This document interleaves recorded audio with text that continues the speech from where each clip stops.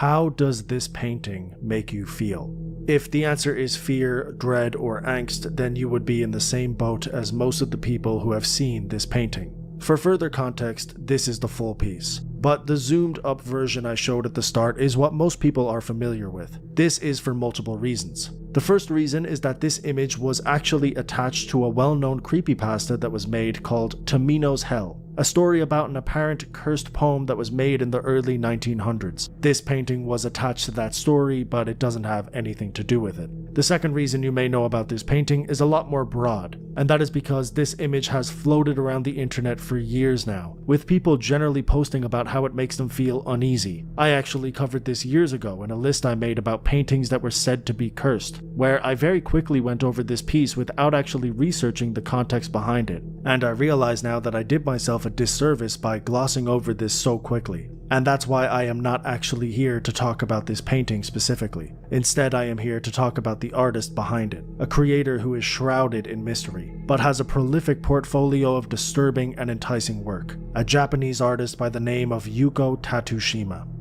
Like I said, Yuko is a mysterious character and very little is known about her personal life, but she does have an old website with a short bio that tells us she was born in Tokyo in 1974 and graduated college in 1998. This isn't really much to go on, but I found another short bio on Horror Amino that tells us the college she graduated from was Joshibi University of Art and Design. This bio tells us she is a puppet artist as well as a painter, and based on her website, it seems like she has dabbled in sculpting and photography. Luckily for us, this website is a good showcase of her work, and we can actually get a pretty decent idea of her art by analyzing these 5 different links. The 5th link is the bio that I mentioned earlier, so we've already covered that. But the other 4 pages are about to take us down a pretty intense rabbit hole. We'll explore them one by one, and through that process, we'll be able to slightly unravel the disturbed and amazing mind of Yuko Tatsushima. The first link we'll talk about is actually the 3rd page on the site, because although there is a lot of content on this page, it's relatively easy to dissect. The site shows us a collection of photos that are actually clickable and bring us to various different galleries. On the side of the page, we see writing that roughly translates to model work and portrait work, so we know what we're getting here. These photos are actually fairly standard, and there's nothing that really stands out at all. I'm assuming some of these photos are of Yuko herself, but there are a number of different people in these images. Like the site said, some of these photos are of people modeling, and others are just candid images of what appears to be Yuko's day-to-day life, at least back then. Some of these photos are quite cool and well shot, but compared to the rest of this website, it is very tame. There are a couple of photos that beg some questions and maybe give us a small glimpse into the rest of her work.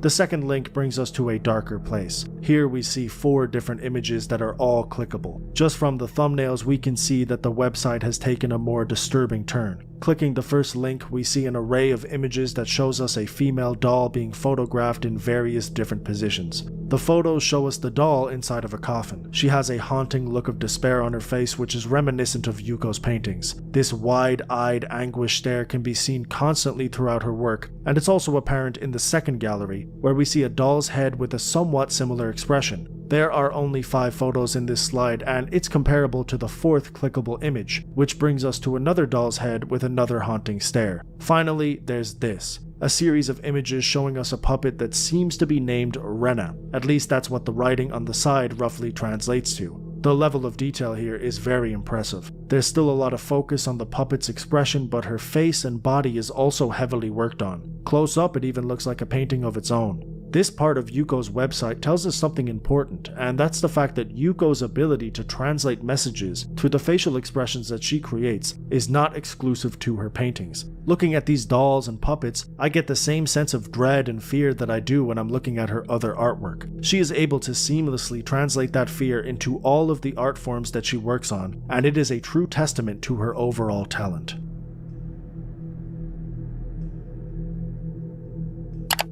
The 4th page on this website brings us to what looks like 3 different galleries in 3 different years, 2000, 2001, and 2002. On the bottom of the page, we see the first gallery that she posted, which is a combination of photography and art that she created. The writing on the side of the site translates to Maria in the Hypercenter. We see a photo of somebody, presumably Yuko, standing in front of some of her photography. We then see a small collection of her art, and although the quality is not the best, the art is reminiscent of her other paintings. Scrolling up, we can see the next gallery and a familiar character. The puppet Rena is back and appears to be the main focus of this gallery. The writing on the side simply says Marucci Girl. And since we've already talked about Rena, we'll move on to the final installation, which is easily the most filled out and unique gallery that she has on this page. Again, it is a mix of her photography and artwork, but this time it almost looks like something out of a crime scene. Various different ominous photos stitched together with red string, close-up images of expressionless faces, and a strange bit of writing on the side of the site that simply says Myrrh.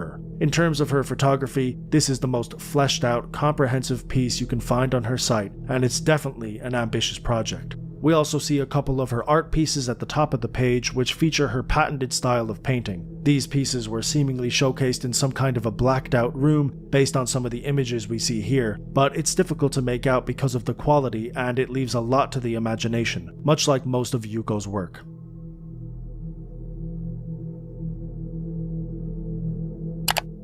The final link we'll discuss brings up the most comprehensive example of Yuko's work that is on her website. 33 different clickable images that bring us to the full versions of the paintings that they show. Sometimes they show us drafts, sometimes they show us alternative versions of the pieces, and sometimes we can find completely different paintings hidden behind these links. It is a real treasure trove of Yuko's work, and it is a lot to get through, but we'll start with some of her most well-known pieces. At the very top of the page, we can see a piece called Divine Comedy, made in August of 2002. Immediately, we can see that this painting is a lot more fleshed out than her standard profile pieces. We see a menacing-looking woman with black wings looming over a woman in a red dress who has white wings. We see bright hands pointing up and shadowy hands pointing down. Behind the figure on top, we see fire. Behind the figure on the bottom, we see flowers. But despite all of their differences, which is virtually everything, they're wearing the exact same expression. Wide eyes, creepy smile. It's an expression we just can't seem to escape.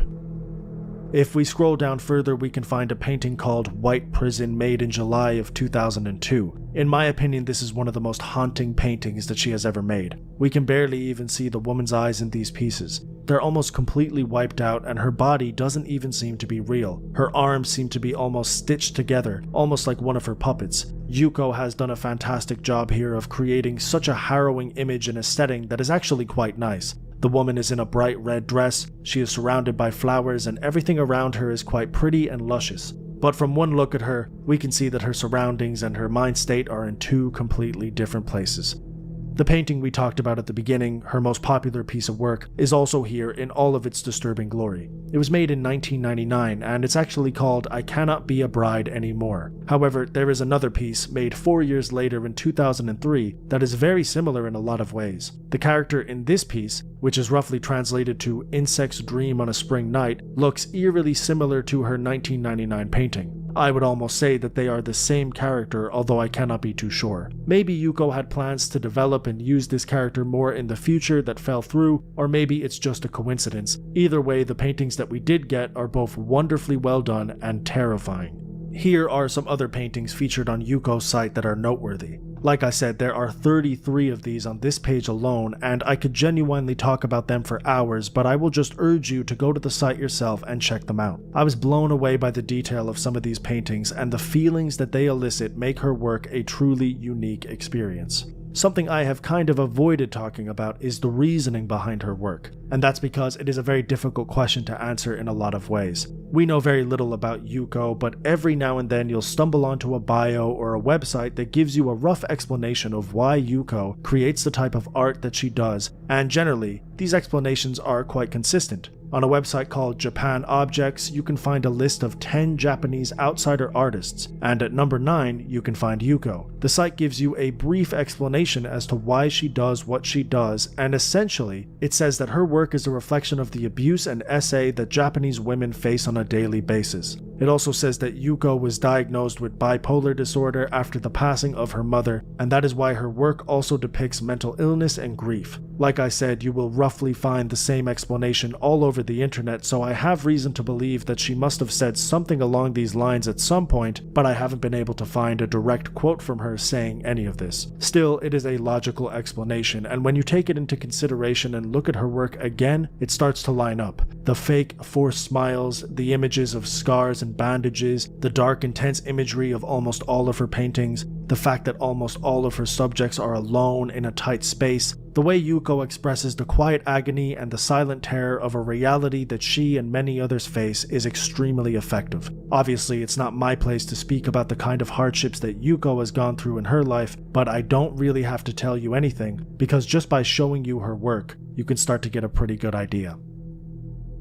I think Yuko is one of the best artists that I've ever covered on this channel. The website we talked about has actually been inactive since 2009, and to my knowledge, she doesn't have any other public forums, which is a real pity because it means we've missed out on some potentially amazing artwork. From what I have seen, she is still around in some capacity, occasionally showcasing new works at various different galleries around Japan, but she seems to live a very low-key lifestyle, and if that's the way she wants it, then that should be respected. I recommend you check out her other artwork and the website we talked about. I covered a good portion of it, but there is still a lot of work I didn't get around to talking about, and trust me, it's worth looking into. The art that she shares is probably all that we'll ever truly know about Yuko, but like I said earlier, it's all we really need. Her work literally speaks for itself, and it speaks volumes.